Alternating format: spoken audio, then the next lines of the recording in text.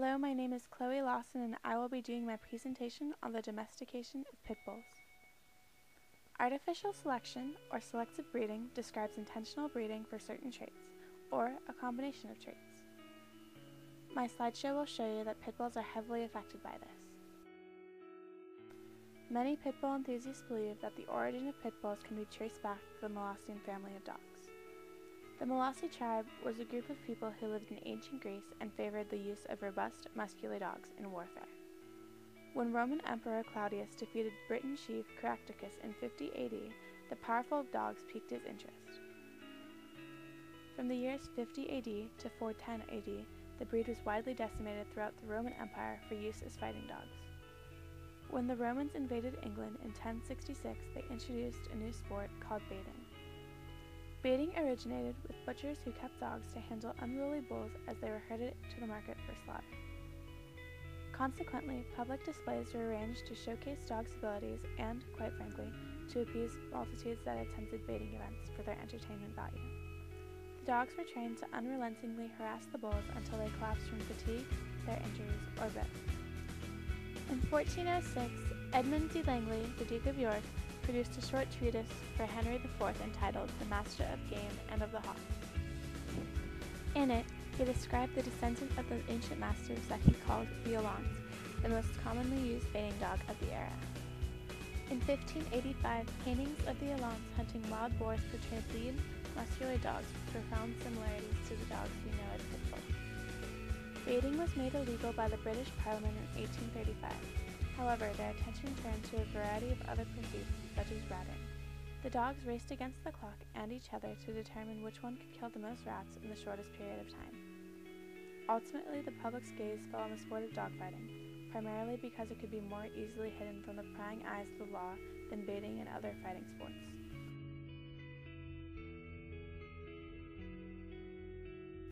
Dogfighting was an extremely cruel and sadistic pursuit.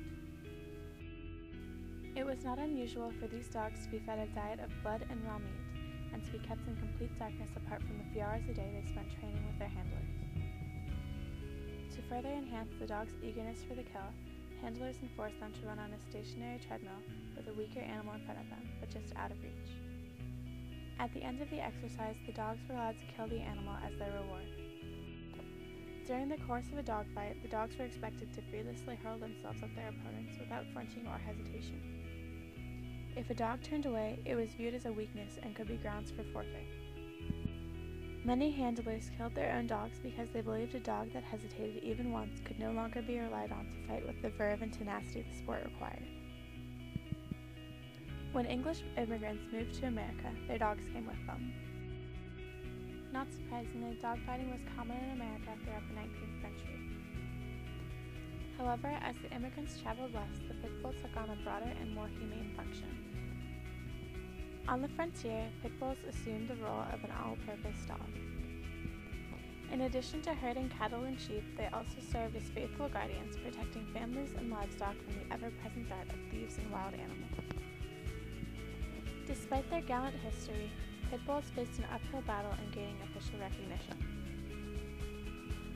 The American Kennel Club was formed in 1884 for the sole purpose of promoting the interests of purebred dogs and their owners.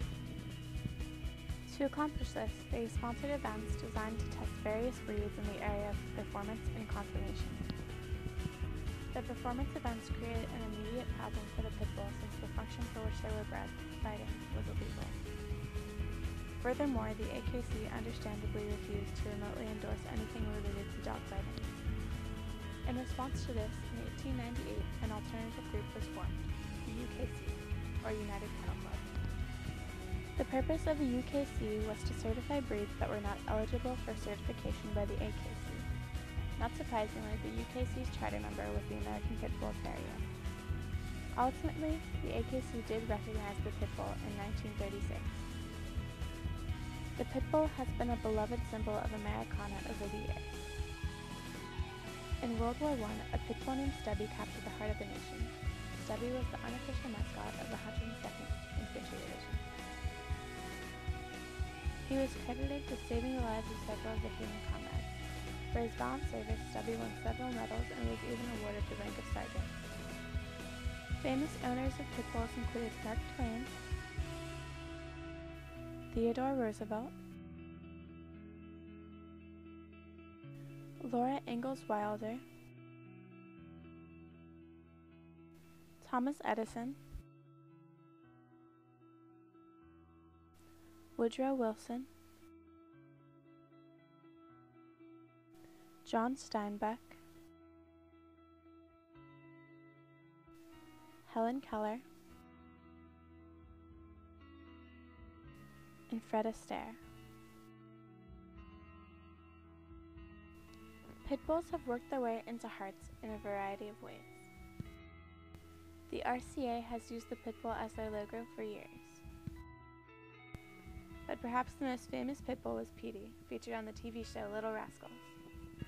Negative publicity has led many places to label them as a community problem. Gangs have taken a liking to dogfighting in recent years and elevated the ownership of trained dogfighting as a status symbol. Pit bulls have such a negative connotation that some insurance companies reserve the right to cancel a homeowner's policy if they learn that a pit bull lives on the premises. Despite the negative connotation that comes with them, pit bulls and people can live harmoniously given the chance. Our past troubles with pit bulls should not affect our future with them.